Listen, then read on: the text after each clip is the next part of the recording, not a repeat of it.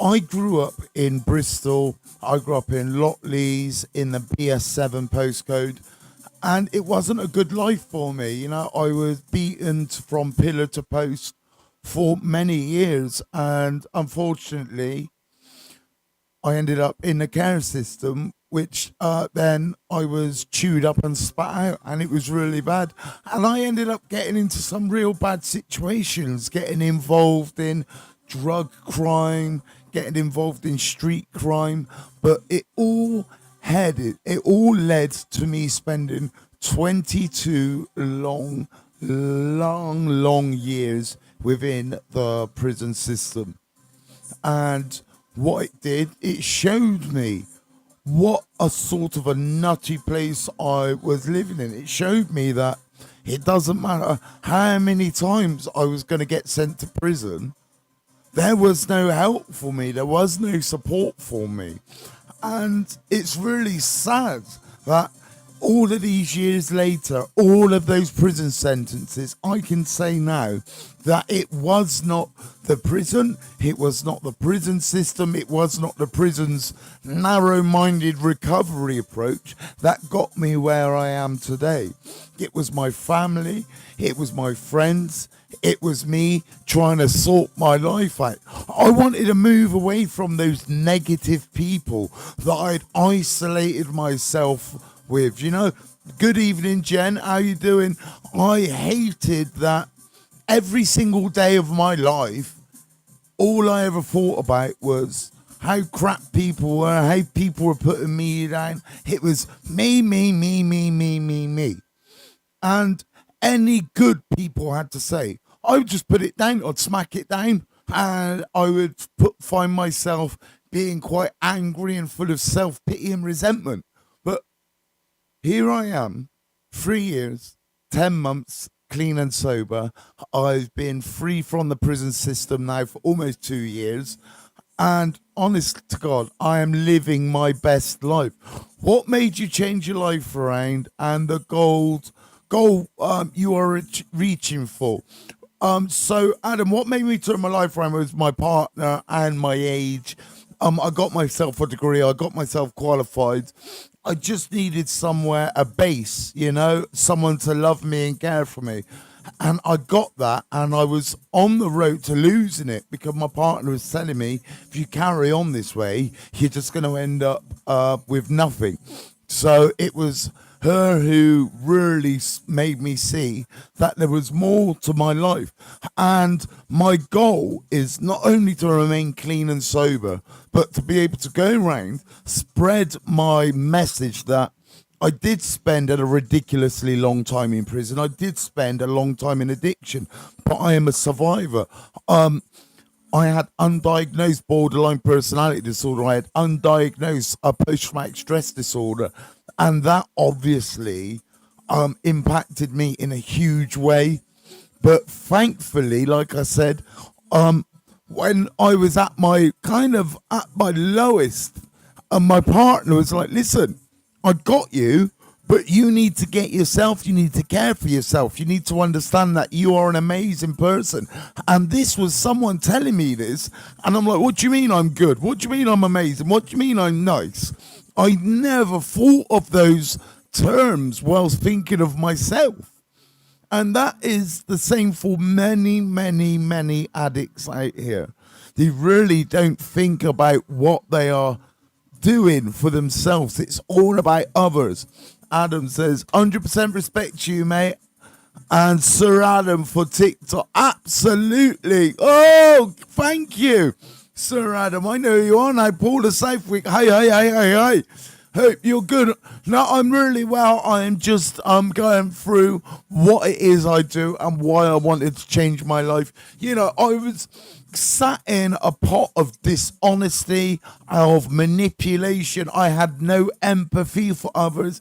And my life, like I said, it was a roller coaster. It was crazy.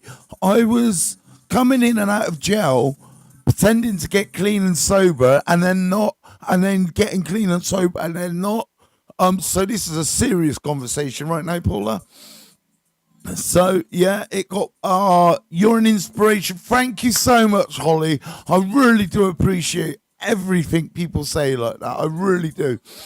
I believe that by recovering out loud, I am connecting to more people. What is recovering out loud? Right, I'm going to tell you.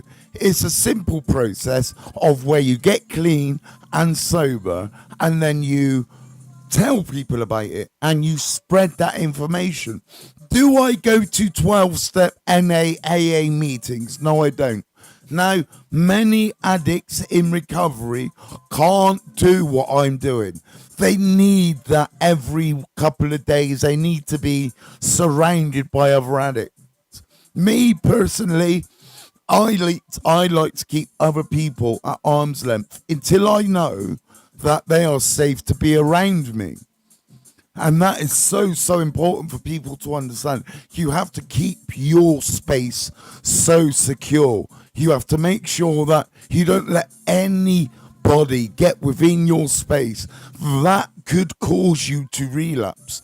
Until you are of the mindset where it's all about keeping your side of the road clean.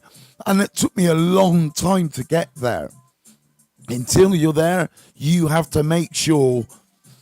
You're so nice. Can't believe you're nasty. That was not nasty, Paula. I'm having a serious conversation, and you keep putting laughing faces. Right? This is serious. I told you there are no days off in my recovery, and no one escapes what I feel is inappropriate messaging or inappropriate emojis when we're talking about something that could be saving people's lives.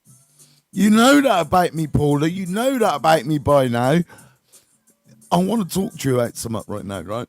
Because many people go on about trigger warnings, being triggered by someone, right? This cupcake, fucking snowflake sort of situation that people are building. It's causing addicts more and more drama. And I'll tell you why. Because it's that stress. It's that where they go, oh, do you know what? You're triggering me. I can say you're triggering me, and then I can relapse because this person talked about self-harm. Guess what? I used to self-harm. That's what the tattoos are about. My self-harm scars absolutely everywhere. That's what these tattoos are about. Yeah, it's about recovery. Look at those scars. Absolutely brutal. Brutal. I brutalized myself, and I will not go to all of a sudden because I want to talk about it. Oh, trigger warning. Right? If you really want to avoid being triggered by real triggers, I'm going to give you something now. Yeah, no, Paula, I really hurt myself for a lot of years. Arms, legs, it's real bad. The triggers, first of all, are situations, people, places, whatever, that make you want to return to your old behaviors. What am I on about? Old behaviors. That can be using. That can be overeating. That can be spending too much money. That can be gambling. That can be shopping. That can be fornication. Whatever it is, too much gym, too much exercise. Because that's what addiction is. It's not just substances. So many people, thinks it's just substances. We're just talking about substances and nothing else matters. No. Addiction starts in here. Before you put anything up there, anything in there, it starts in here. When people start to go, drugs are bad, but I really want some. Oh, I do miss that life. Oh, that is interesting. Oh, I'm sorry, Leo. I'm sorry I didn't announce to the world that I was going on at 3. I'm not in the mood today for mucking around, my guy. I have got both barrels fully locked for people. Because I'll tell you what, my phone hasn't stopped going all day. When I ask people, please drop that group out. You just want to keep on messaging when I'm not on WhatsApp, and you can all talk through WhatsApp, but you don't want to do that. You want to keep making my phone go off. So, I will go on when I want to go on. And it's as simple as that. Remember, I am a mentor. right? I have boundaries. But I think people have started to think that they can just take the piss out of those boundaries and start making me feel bad and only point out the negative things in my life. I won't put up with that, not from anyone. Not if you have helped me every single day for the last year. If you are becoming a negative influence on my life, like a cancer, I will cut you the fuck out. And you know who I'm on about, because it has been going on for far too long. I notice it, my partner notices it, and now it's time to actually understand that I'm here for everyone, not just one or two people. You know, if you want to help me. But don't feel the need every time you help me to do something that you then need to spread it to everyone else that you helped me.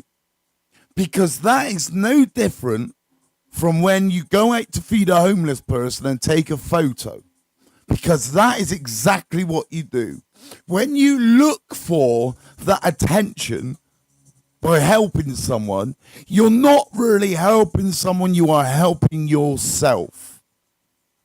Lots of people do this, and it's quite upsetting that I have to say these things, but it's facts.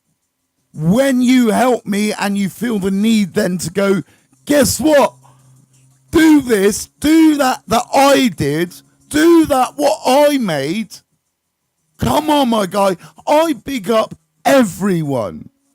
I don't think you should feel the need then to throw it at my face. Because that's why we don't hear from Nicola anymore. Because Nicola did that. Nicola helped me with a few things, and then when her mental health got bad, she tried throwing it in my face. And then I told her I'm not a dickhead, I'm not an idiot, and this is where we are. So please, I beg everyone, please respect what I'm trying to do. I set this up on my own. I sat in prison 22 years on my own. I was being raped by people on my own. I was being beat up on my own. Just think about that.